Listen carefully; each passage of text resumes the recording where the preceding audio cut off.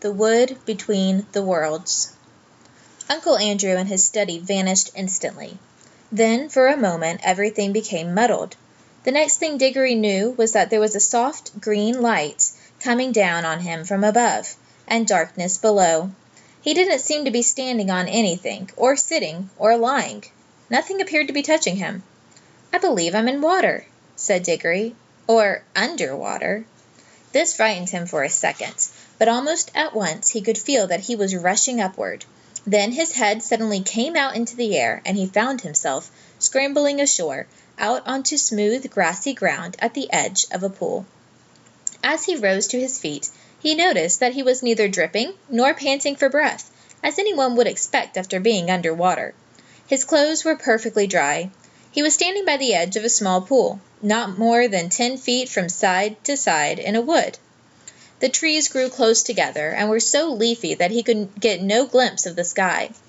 All the light was green light that came through the leaves, but there must have been a very strong sun overhead, for this green daylight was bright and warm. It was the quietest wood you could possibly imagine. There were no birds, no insects, no animals, and no wind. You could almost feel the trees growing. The pool he had just got out of was not the only pool. There were dozens of others, a pool every few yards as far as his eyes could reach. You could almost feel the trees drinking the water up with their roots. This wood was very much alive. When he tried to describe it afterward, Diggory always said it was a rich place, as rich as plum cake. The strangest thing was that almost before he had looked about him, Diggory had half forgotten how he had come there. At any rate, he was certainly not thinking about Polly, or Uncle Andrew, or even his mother. He was not in the least frightened, or excited, or curious. If anyone had asked him, "Where did you come from?" he would probably have said, "Well, I've always been here." That was what it felt like, as if one had always been in that place, and never been bored, although nothing had ever happened. As he said long afterward, it's not the sort of place where things happen. The trees go on growing, that's all. After Diggory had looked at the wood for a long time, he noticed that there was a girl lying on her back at the foot of a tree a few yards away. Her eyes were nearly shut, but not quite, as if she were just between sleeping and waking. So he looked at her for a long time and said nothing. And at last she opened her eyes and looked at him for a long time, and she also said nothing. Then she spoke in a dreamy, contented sort of voice. "I think I've seen you before," she said. "I rather think so, too," said Diggory. "Have you been here long?" "Oh, always," said the girl. "At least, I don't know. A very long time." "So have I," said Diggory. "No, you haven't," said she. "I've just seen you come out of that pool." "Yes, I suppose I did," said Diggory with a puzzled air. "I'd forgotten." Then for quite a long time neither said any more. "Look here," said the girl presently. "I wonder, did we ever really meet before? I had a sort of idea, a sort of picture in my head, of a boy and a girl like us, living somewhere quite different, and doing all sorts of things. Perhaps it was only a dream." "I've had that same dream, I think," said Diggory, "about a boy and a girl living next door, and something about crawling among rafters. I remember the girl had a dirty face." "Hey, aren't you getting it mixed? In my dream, it was the boy who had the dirty face." "I can't remember the boy's face," said Diggory, and then added, "Oh, hello, what's that?" "Why, it's a guinea pig," said the girl. And it was, a fat guinea pig, nosing about in the grass. But round the middle of the guinea pig there ran a tape, and tied to it, by the tape, was a bright yellow ring. "Look, look!" cried Diggory, "the ring! And look, you've got one on your finger, and so have I."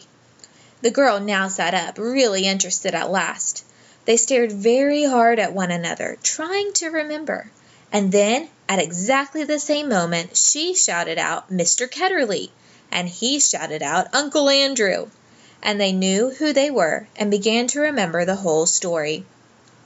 After a few minutes of hard thinking, they had got it straight. Diggory explained how beastly Uncle Andrew had been. "What do we do now?" said Polly. "Take the guinea pig and go home?" "There's no hurry," said Diggory with a huge yawn.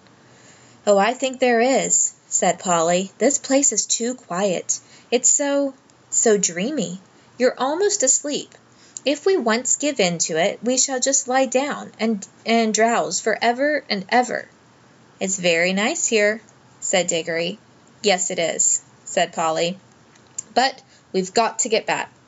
She stood up and began to go cautiously toward the guinea pig, but then she changed her mind.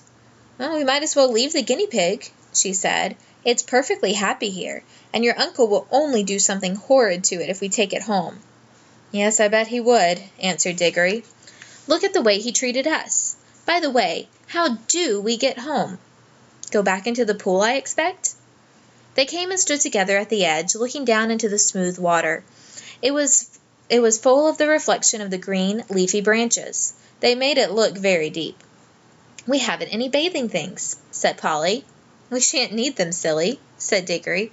"We're going in with our clothes on. Don't you remember it didn't wet us on the way up?" "Can you swim?" "A bit. Can you?" "Well, not much." "I don't think we shall need to swim," said Diggory. "We want to go down, don't we?"